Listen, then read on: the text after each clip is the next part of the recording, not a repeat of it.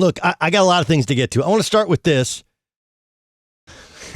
In addition to Odell Beckham Jr. yesterday saying that I don't think COVID-19 is going to enter my body, it's a mutual respect thing, which is funny. In addition to being suspended or not allowed to be around the LSU football team for 2 years, there's other stuff regarding Odell Beckham Jr.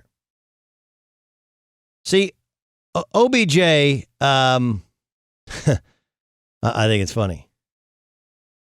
You know, Odell Beckham Jr., and I've heard this argument made time and again. Sunday, the Browns, for the, 17th consecutive time, lost in Pittsburgh to the Steelers. I don't know whether he played well or didn't play well. I didn't think Baker Mayfield played particularly well. And for a team that has been really good this year up until that point, with the exception of the first game against the Baltimore Ravens, they've done so based upon their ability to first run the football and then get the ball to their skill position players, Jarvis Landry, Austin Hooper, and of course, Odell Beckham Jr.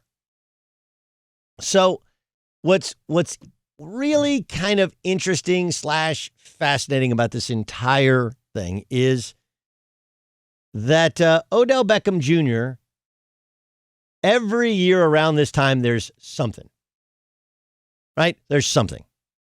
If you go back last year, it was, why is he wearing a watch during an NFL game? Why is he handing Tom Brady goat-haired cleats after a game in which they lose to Tom Brady? You go back the previous year, he's with the New York Football Giants. And it's, why is he on one knee making a proposal to a kicking net? It is always something with Odell Beckham Jr. Here's OBJ in his own words defending his sideline antics. I'm pissed. And at this point, I really don't care to keep trying to make myself look like a good guy into the world and all that. I am who I am. I got pulled out of the game. The coach said this was the best decision. You know, it's 8 minutes left. And for me, I'd rather take my like a man. I'd rather take my win the same way. There's people who have plenty of rings and consider the GOAT, and they do things on the sideline, and other people do things on the sideline and they get away with it, and it's classified as passion because they may have something behind their legacy or whatever it is. So let me just say this to Odell Beckham Jr. and to the sycophants in the media who, like Odell, know he's popular, know he's cool, and they want to make it about race. They want to make it about everything that it's not about. I don't know Tom Brady. Tom Brady is not a friend of mine.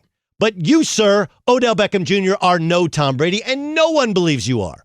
Wide receivers and quarterbacks they play the same sport. They are not in the same solar system in terms of what they're able to do and the accountability that's held against them. It's a completely different stratosphere. And OBJ's playbook is straight out of the malcontent wide receiver playbook that we've seen time and again. It's more refreshing when we see an Andre Johnson who, at the end of his run to Houston, he got pissed and he's like, get rid of it. But for the most part, Andre Johnson from Miami, he didn't say boo to nobody. Julio Jones doesn't say, he's done the holdout thing, but he's never really done the look at me thing. He's been the best wide receiver in the league. Like Stephon Diggs, who I love, that's more what wide receivers are like. OBJ, it's more what wide receivers like. And these idiots in the media that want to, the white quarterback. No, he can't. He's won 6 Super Bowls. Okay, let's just take this as it is. Let's compare the two. Everything Tom Brady has done has been about winning and team, taking less money, showing up to OTAs. All but 1 year he showed up to OTAs. Okay? Whatever style they chose to play, he did it in New England. Even when he left and he went to Tampa, he didn't burn bridges. And he didn't take top dollar. And you say, well, he's not worth top dollar. That's fine. He's got 6 Super Bowl rings. If he was said like, hey, I ain't playing for less than $40 million, somebody's going to find $40 million for him. Specifically Tampa, if they really want him.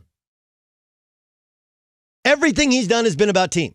And every reaction has been about the team playing well, not playing well. And his buy-in is first one in, last one out.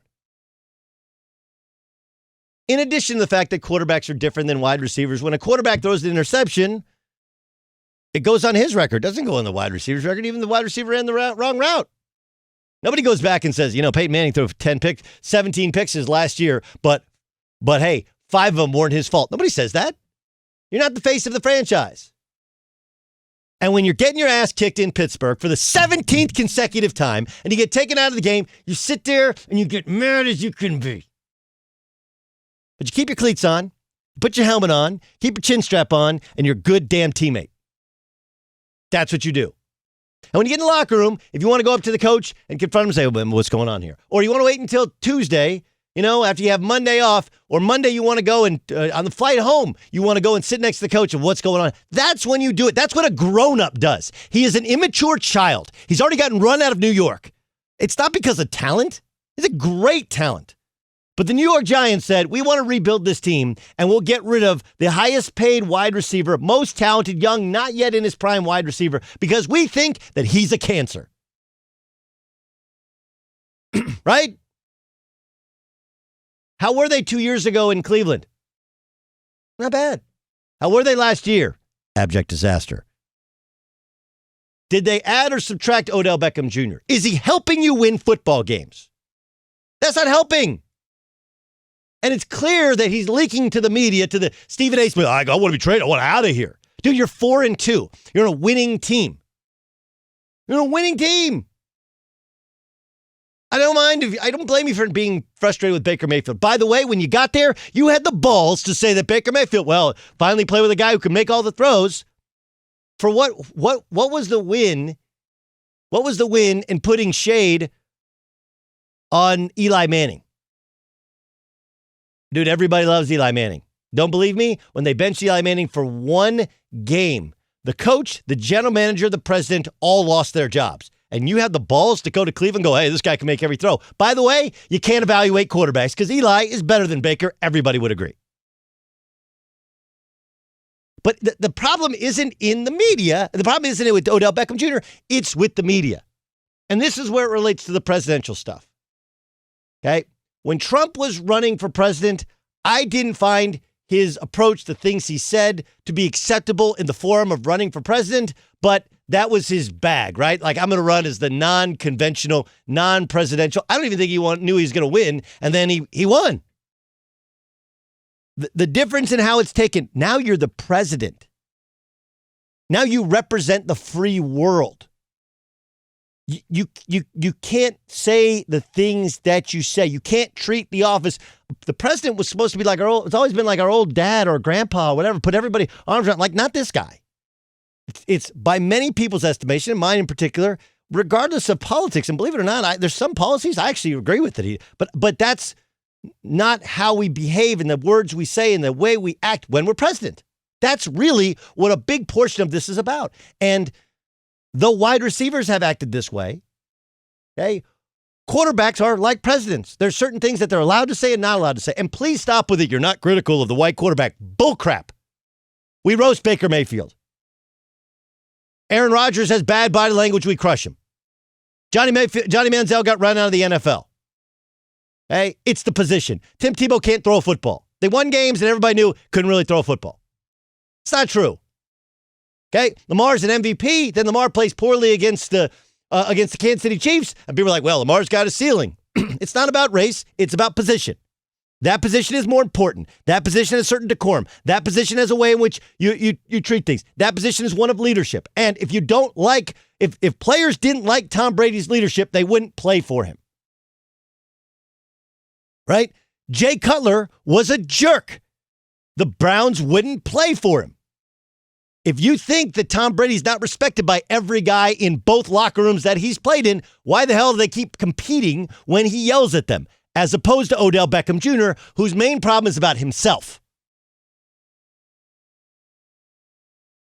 So there is a disconnect there between reality, how it's really viewed inside every NFL locker room and every NFL front office, and what you're hearing from many of my brethren. I'm not going to tell you that the black athlete has always been treated fairly. I'm not going to sit here and tell you that the black quarterback was always treated fairly. That would be a lie. But I will tell you now that if you want to compare Tom Brady to Odell Beckham Jr., everyone who knows anything about sports is going to go, you're really reaching. It doesn't make sense. It's Dan Quayle saying, equating himself to John F. Kennedy. You're not John F. Kennedy. I didn't know John F. Kennedy. I don't know Tom Brady. OBJ, stop. And you don't have 6 rings. You don't have 1. You have won 1 playoff game. You've been in the playoffs once. And by the way, when you were on that playoff team, you went on the boat in Florida the week of the game. And again, you can go on the boat the week in Florida. But you know what you can't do? You can't go out and throw out a stinker, which they did in the playoffs.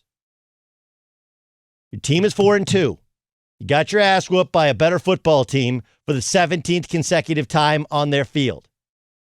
You want to be a great football player? Play better. Lead better. By example, keep your shoes on. Keep your helmet on. Everyone knows. Everyone who's played football knows you keep your bonnet on. And I get up to the gills with do I think that race plays a factor in our world? Sure. If you think race plays a factor in being critical of Odell Beckham Jr., then I can't help you because you default to racism every time. The guy took off his cleats and his helmet while pitching a fit, getting his ass kicked on the football field. No one else did that on Sunday. There are 32 NFL teams. Name the other player who did it. Ryan Fitzpatrick just got benched after playing a great game. He was like, man, this thing sucks. I don't know what I'm going to do. But when Tua Tagovailoa came in, did he take off his helmet and throw his cleats? Hell no, he cheered for him. Because that's what you do in the greatest team sport we have.